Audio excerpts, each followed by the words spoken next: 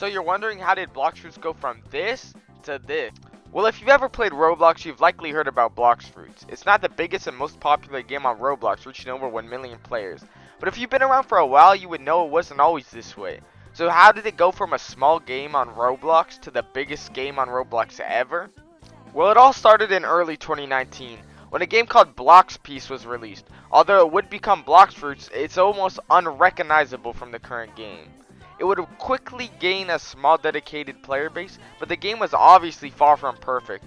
But at the time, the game was ahead of its competition. In fact, it didn't really have much competition. So the game flourished and would continue to flourish for a few months, until the competition would release.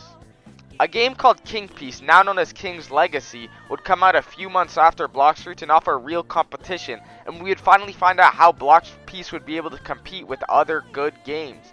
And despite many players saying King Piece was a much better game, and it even taking a portion of previous Blox Fruits players, there were still so many new players that this didn't really matter. The two would continue to compete for who would be the biggest One Piece game on Roblox for years, with other games such as Project One Piece also coming out, but didn't really offer real competition to the two giants. By now you might be thinking Blox Piece already gathered lots of players, but it was still such a fraction of what it is today. But then we fast forward to July of 2022. By now, Blox Fruits has skyrocketed in popularity due to solid updates and more content overall being made on the game, and had now been rebranded to Blox Fruits. But the most important thing between these two time periods was that Blox Fruits had finally asserted itself as the biggest One Piece game on Roblox. As good as everything seemed on Blox Fruits, they had finally met their match, or that's what people thought. A new game had just gone free known as Grand Piece Online. Some people were calling it the Blox Fruits killer and saying that it would be able to kill Blox Fruits in a matter of days. And there was good reasoning behind these statements. Grand Piece Online revolutionized the animation in Roblox with arguably the best graphics we've ever seen and a ton of new content for new players to enjoy. And when Grand Piece Online came out, people seemed right.